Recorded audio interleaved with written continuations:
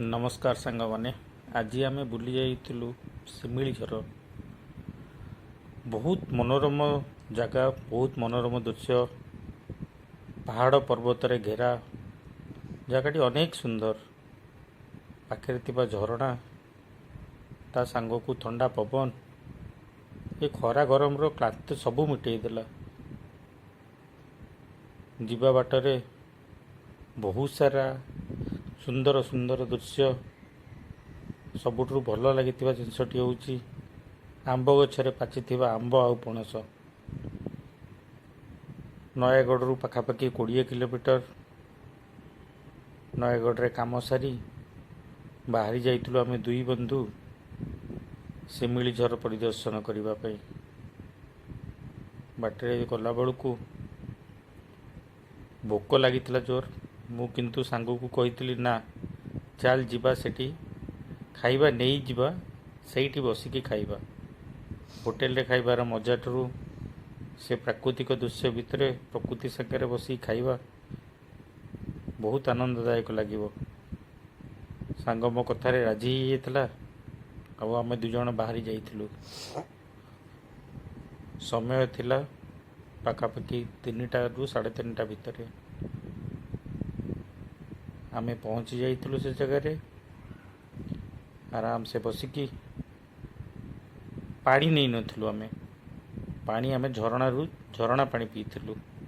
और से पानी एते ठंडा देहर थिबा समस्त क्लांत मिटे देइथिला। बहुत मजेदार थिला। आत्मसंतुष्टि करी जगह,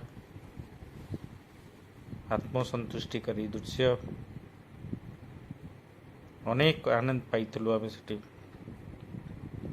आसवाक तो बिल्कुल भी इच्छा नथिला, किंतु कौन करवा समयर बाध्यता जो आमको फेर पड़ता से जगार।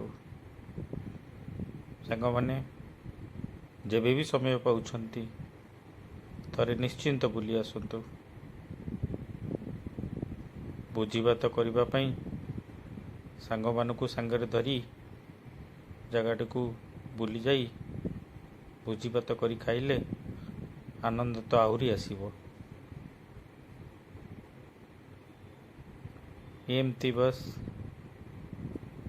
बसु बसु आपन को फील हम ये समय सरंता नहीं कहीं। मोर तो इच्छा होता एठी गोटे छोट कुड़िया करी एठी ही रहीजी।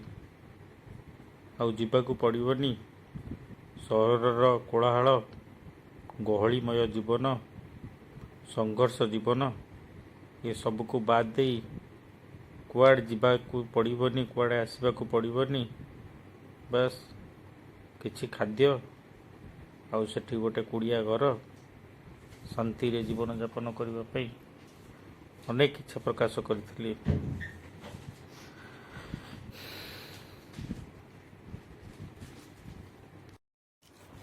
परिवेश को जदि आपण पाखरु उपभोग करने को चाहते तेबे निश्चिंत बुली आसतु। ये जगह सबुज नीलिमा, उच्चा उच्चा पहाड़, शांत जगह, झरणार कुळु कुळु शब्द, चढ़ईर चे चटर शब्द आपण निजे आसी अनुभव करिपारिबे। प्रकृति केते सुंदर हो पारे। आउ ये सौंदर्य को जेते देखिले मध्य ना मन भरू थाए ना आखिर शोष सरू थाए। बस इच्छा होता है देखी आहरी देखी बस उपभोग करी।